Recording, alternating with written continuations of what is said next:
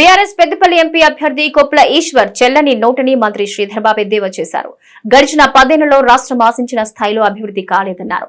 పెద్దపల్లి ధర్మారం పట్టణంలో కాంగ్రెస్ పార్టీ ఎన్నికల సన్నాహక సమావేశం నిర్వహించారు. సమావేశంలో మంత్రి శ్రీధర్బాబు, విప్ అడ్లూరి లక్ష్మణ్ కుమార్, ఎమ్మెల్సీ జీవన్ రెడ్డి, ఎమ్మెల్యేలు గడ్డం వివేక్, మక్కర్ సింగ్ రాజ్ ఠాకూర్, పెద్దపల్లి ఎంపీ అభ్యర్థి గడ్డం వంశీకృష్ణ పాల్గొన్నారు. ఈ సందర్భంగా శ్రీధర్బాబు మాట్లాడుతూ బీఆర్ఎస్ పాలనలో తరుగు పేరుతో రైతుల్ని దోచుకున్నారని ఆరోపించారు. 10 ఏళ్ల బీజేపీ పాలనలో నిరుద్యోగ యువతకు ఒరిగిందేమీ లేదన్నారు. కాంగ్రెస్ పార్టీ అన్ని వర్గాల సంక్షేమానికి కృషి చేస్తోందన్నారు. త్వరలో ప్రతిపాక రిజర్వాయర్ నిర్మిస్తామన్నారు. గోదావరి తీర ప్రాంతాల్లో ఏర్పాటు చేసిన లిఫ్ట్లను దశల వారీగా మరమ్మతులు చేస్తామన్నారు.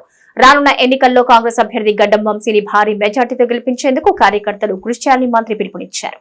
మరి ప్రతి అకౌంట్ దారుడికి బ్యాంకులో అకౌంట్ ఉంటే సరిపోతుంది. 2014లో చెప్పింది, బ్యాంకులో అకౌంట్ ఉన్న ప్రతి భారతీయుడికి 15 లక్షల రూపాయలు అకౌంట్లో వేస్తామన్నారు. ఒక న్యాయ పైసా కూడా ఎవరికి అకౌంట్లో పడలే.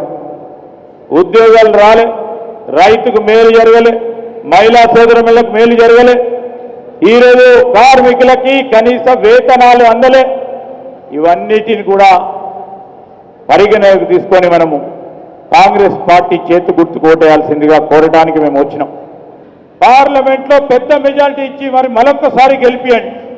గెలిపిస్తే వారు చెప్పిన ప్రతి పనిని తూచా తప్పకుండా మా శాయశక్తుల ఈ ప్రాంతానికి సంబంధించిన అభివృద్ధి, ఈ ప్రాంతానికి సంబంధించిన సంక్షేమం నా బాధ్యతగా తీసుకొని పరిశ్రమల ఏర్పాటే కానీ, సాగునీటి అంశమే కానీ ఒక ప్రణాళిక సిద్ధం చేసుకుంటాము. ఆశామాటిగా చెప్తలేను నేను.